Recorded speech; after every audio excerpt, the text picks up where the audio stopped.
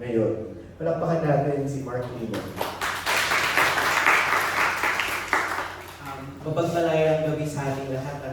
Bago ako magsimula ng aking talumpati, gusto ko ulit mag-raise of hands katulad ng mga previous sa akin.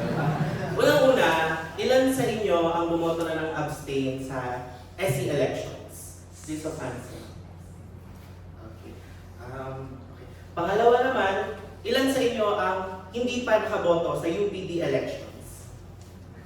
Okay, mga friendships. Ngayon, gusto kong imagine ninyo ang isang UPD naman na walang USC. As in zero, as in wala.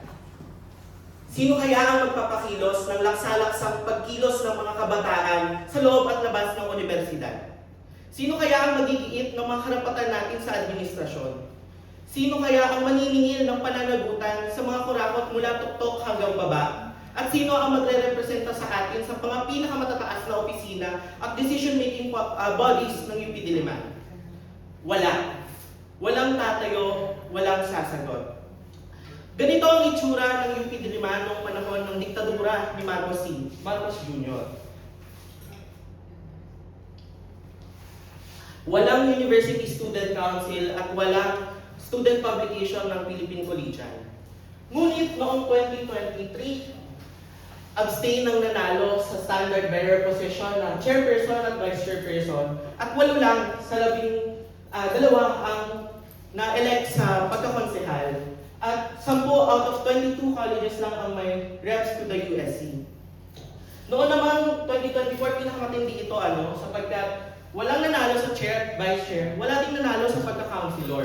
At 6 lang ang mga college reps to the USC. Sila ang magbibitbit, sila ang tatangan sa trabaho ng USC. At sa tingin nyo ba kaya nila yon? Hindi. Pero kinikilala natin na may special elections na naganap. May nanalong chairperson at vice chairperson. Ngunit kung titignan natin, ang chairperson 77 lang ang laman sa abstain.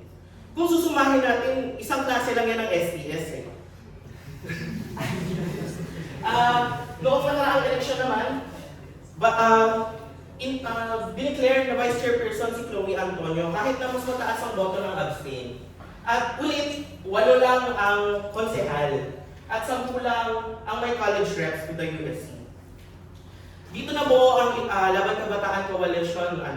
At ngayong taon naman, sinusulong tayo coalition ngayong election. May 2 chairperson at vice chairperson candidates each. At ngayon, 15 ang kandidato para sa pagkonsehal. 11 ang mula sa Sulong Tayo Coalition at 4 mula sa Alyansa. Ngunit, ganun pa rin ang problema, siya pa rin ang kandidato para sa college rep at yung iba wala pa din. Kung susumahin, gets ko kayo Ang abstain para sa akin ay hindi apathy. Isa nga siyang indikasyon na nag-iisip na iniusisa ng mga mag-aaral ang mga kandidato at platapormang inilalatag nito sa konseho. And gusto ko lang din ipaalam sa inyo na recent lang naman na president itong abstain Sa college nga ng College of Science, hindi kinikilala bilang kandidatong abstain. Kumbaga, pinoproklama pa rin nila ang mga posisyon kahit na mas nanalo ang abstain sa botohan. Ngunit sa ibang mga kolehiyo tulad ng sa akin, kinikilala ang abstain bilang kandidato at kung hindi ito naungusan ng tumatakbo, hindi siya mauupo sa pwesto. Kaya naman para sa akin, ang abstain ay isang lehitimong forma ng protesta. Ngunit kung manalo ito ng walang aksyon o alternatibo, ang ating boses ay nagiging bakanteng upuan na lamang. Ang Student Council dapat ang kumakatawan sa atin sa mga policy making bodies. Ito ay nakaangkla na sa Article 3, Section 1, Subparagraph C ng Constitution nito na kung saan minamandato na ang USC dapat ang mag-represent sa atin sa anumang mga avenues. At ito ay nagsasabi sa atin na tayo ay may kolektibong karapatan sa student representation. At kung wala ito, sino ang mag-forward ng ating panawagan? Sino ang magigiit ng ating mga karapatan? Sa haba ng mga pangalan na nagpanday ng konseho at universidad, sukli natin ang paglaban para sa karapatan at representasyon dahil sila ang naghirap, sila ang lumaban at nagbuwis ng buhay para sa sambayanan. Kaya kinikilala natin si Alisa Alano bilang isang leader estudyante, isang anti-imperialista, hikay at bayani ng sambayanan. Makikita natin na binuhos niya ang paglilingkod niya sa sambayanan at bilang mga leader estudyante, napakahalaga ng leadership para sa atin. Dahil habang patuloy ang daluyong ng impunidad at pasismo sa ating universidad at labas ng universidad, habang patuloy na rumaragasa ang alon ng korupsyon at kawalang paninindigan, dapat tayong manatiling kontra Agos. At magagawa natin ito ng mas masikhay at ng mas madasig kapag puno at gumagalaw ang student council natin. Pero magpapakilala ko muli. Ako si Mark Limorong, Executive Director ng Sandigang Mag-aaral para sa Pambansang Demokrasya o Sandigan NCPAG. At ako din ang miyembro ng Alliance of Concerned Teachers, UP Diliman, sa ilalim ng College of Education. Hindi naman ako nandito para mangandidato. Siguro kay Gian o kaya kay Vito. Para sa akin, ang kampanya natin ay para sa representasyon na nais kong ibigay sa ating student council. At kung matalo man ako o matalo ang mga magkakalaban sa posisyon ngayon, okay lang. Dahil ang mas mahalaga, may nakaupo sa konseho kaysa sa wala. Bilang ang aking pananaw ay naging ambassadorship or volunteer corps din ako ng student council, no? Excuse me, so may dalawang bag dito sa labas.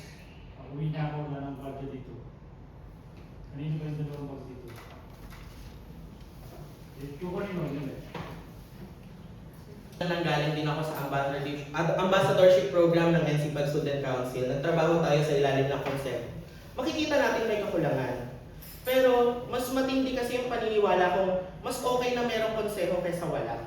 Dahil tayo rin naman ang nagpo-forward, nagpupush sa kanila na i-take ang ating mga panawagan. Tayo rin naman ang magpupush sa kanila kung paano maging mabuting konseho.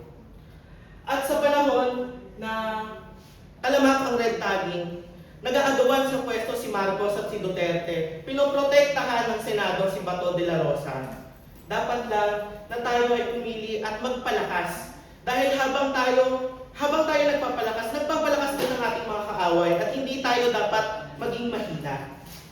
Dapat muog ang ating paninindigan na lumaban at maging isang frente para sa ating karapatan at representasyon. Kaya naman mga iskolar ng bayan, bumoto tayo, gamitin natin ang ating karapatang bumoto sa darating na eleksyon at dapat hangarin natin ang 100% voter turnout ngayong eleksyon. Muli ako si Mark Limorong. Maraming salamat. Paglingkuran ng sambayanan hanggang sa tagumpay.